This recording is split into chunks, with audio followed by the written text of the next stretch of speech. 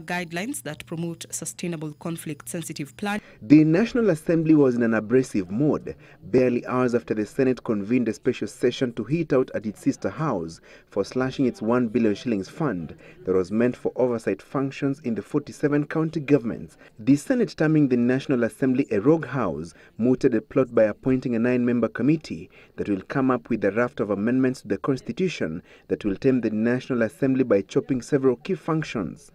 Here, Mr. Speaker, we have a bloated image of persons who think they are the Alpha and the Omega.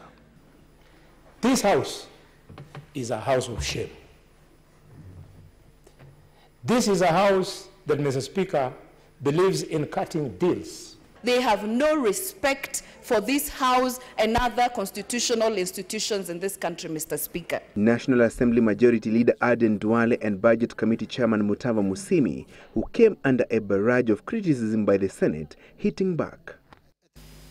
To this extent, Mr. Speaker, it was difficult for my committee to get answers to these questions.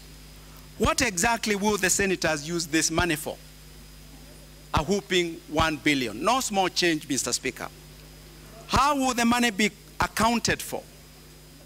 How will it be disbursed and shared among the senators? Even if they are threatening CDF, CDF is supposed to go for development. It's not going to my pocket that you cheat me. You want to threaten me that you are going to take away CDF because I've not given you another salary to go and waste. The 9-member committee set by the Senate will identify the clauses in the Constitution that should be amended to clearly define it as the upper house and also take away the function of vetting nominees to public offices from the National Assembly. We have no problem, but I want to assure them that after that committee submits its report, the National Assembly of the Republic of Kenya and the county assemblies will have a say to any constitutional amendment.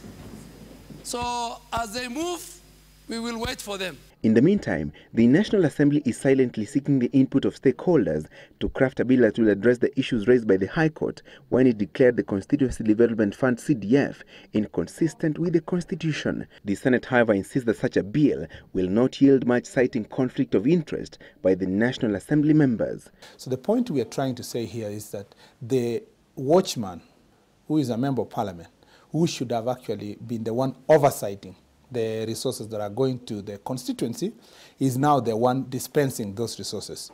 That one, if you go anywhere, whether you appeal, whether you amend the law, it will not be possible until you amend the Constitution. The National Assembly has already allocated 35 billion shillings to CDF, and the committee plans to present a bill that will outline the functions that will be allocated the money at the constituency level. It's either for all or for none. In terms of the Constitution itself, you cannot make a justification of a fund that looks at, that gives others the power to manage funds and others not to. It's either for all or for none. The Senate Select Committee has 90 days to present a report to the House on the clauses in the Constitution that should be amended to make it a more powerful House compared to the National Assembly. Francis Gashure for The Big Question.